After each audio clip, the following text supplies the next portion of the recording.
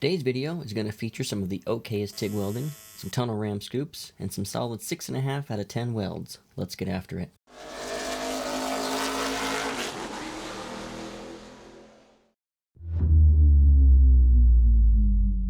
Picking up where I left you guys last video, we were waiting for some laser cut goodies, so to pass the time, I made a small army of pie cuts, and prepped them for making intake runner tubes. I also pulled the compressor housing to accessorize it with a V-band clamp, and removed the clocking pin so I can clock it in any direction. To mount said Amazon special V-band, I needed these pesky bolt holes gone. Now one of China's finest V-bands, and some TIG welding, and I've got myself a custom compressor housing ready for all the boost. I mean, not all. Maybe like 5 or 6. Okay, 7.5 over atmosphere.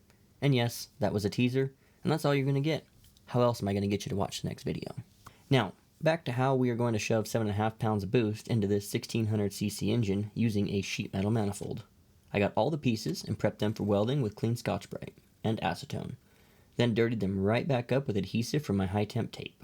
Also, as seen here, I'm at least capable of building a 12-piece puzzle as it matches with the printed prototype.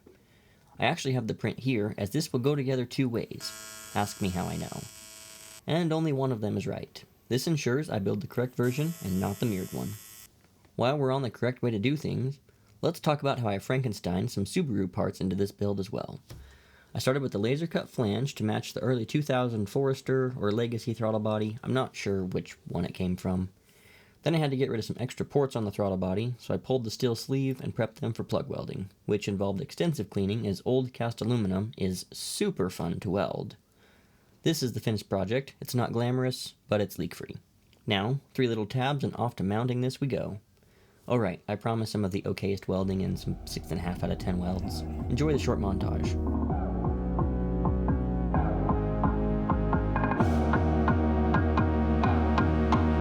Okay, now back to progress.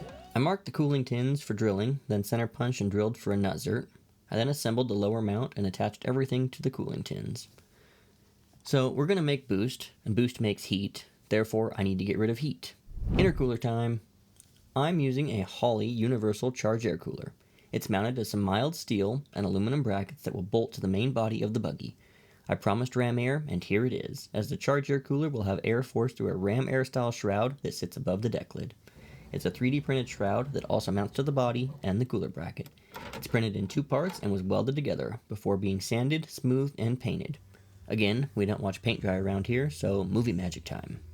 And now it's ready to direct air through the intercooler. To finish up our intake, we need runners from the plenum into the intake, so it's time to put all those pie cuts to use. These are not equal length runners, and I'm unsure how they will affect performance of the engine, but being turbocharged, I've been told the intake system plays a smaller part in the total output compared to a straight NA application. So in the spirit of DIY hot rodding, I naturally said, F it, let's send it. With the runners done, I figure we still have time in this video to complete the charge air system, so let's build 2 charge pipes, one hot side and one cold side. Then, while we're at it, I might as well install my chinesium blow-off valve, because turbo sounds. With the charge air system complete, we can weld the injector bungs into the lower manifold housing and prep the dune buggy for the next video, where we will build and plumb the fuel system. These injector bungs are designed for taller EV1 style injectors, however I modified them to fit the 32 pound an hour injectors from an LS truck that I had laying around. Did I mention this was a Frankenstein build? If not, I should mention that. So far it has about 4 car manufacturers worth of parts put into this build. However, I feel this is a nice breakpoint for the video. In the next video we can focus on the crazy, overcomplicated fuel system that I have planned. So stay tuned. If you enjoyed the video, then give me a like, a comment. If you want to stay caught up on the builds as they release, don't forget to subscribe. Thanks for watching.